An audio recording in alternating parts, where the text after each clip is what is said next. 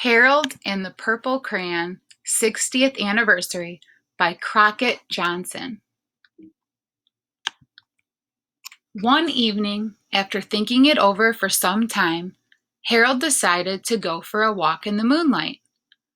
There wasn't any moon, and Harold needed a moon for a walk in the moonlight, and he needed something to walk on.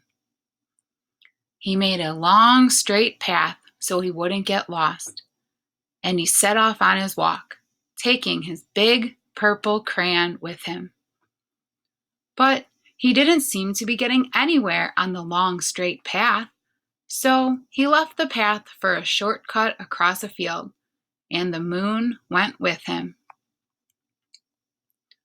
The shortcut led right to where Harold thought a forest ought to be. He didn't want to get lost in the woods, so he made a very small forest with just one tree in it. It turned out to be an apple tree. The apples would be very tasty, Harold thought, when they got red. So he put a frightening dragon under the tree to guard the apples. It was a terribly frightening dragon. It even frightened Harold. He backed away. His hand holding the purple crayon shook. Suddenly he realized what was happening.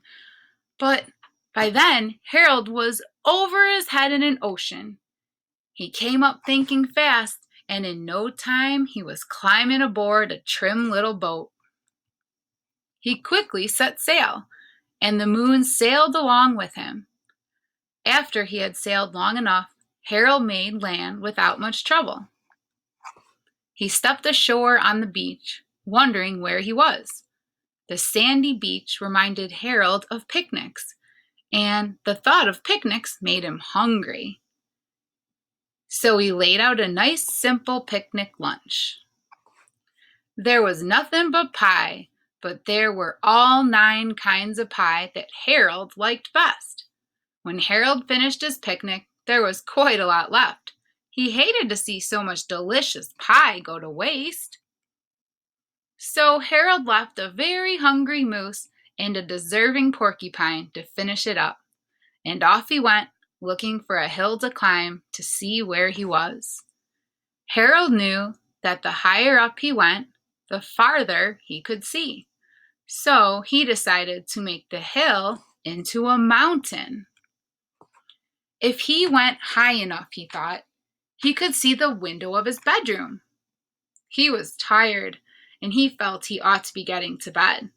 He hoped he could see his bedroom window from the top of the mountain. But as he looked down over the other side, he slipped, and there wasn't any other side of the mountain. He was falling in thin air. But luckily, he kept his wits and his purple crayon. He made a balloon, and he grabbed onto it. And he made a basket under the balloon, big enough to stand in. He had a fine view from the balloon, but he couldn't see his window. He couldn't even see a house. So he made a house with windows, and he landed the balloon on the grass in the front yard.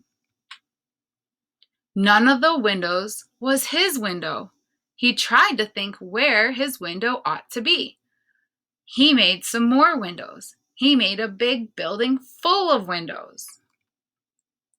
He made lots of buildings full of windows. He made a whole city full of windows.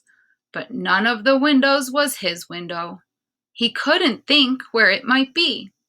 He decided to ask a policeman. The policeman pointed the way. Harold was going anyway, but Harold thanked him. As he walked along with the moon, wishing he was in his room and in bed, then suddenly Harold remembered. He remembered where his bedroom window was. When there was a moon, it was always right around the moon. And then Harold made his bed. He got in it and he drew up the covers. The purple crayon dropped on the floor and Harold dropped off to sleep. The end.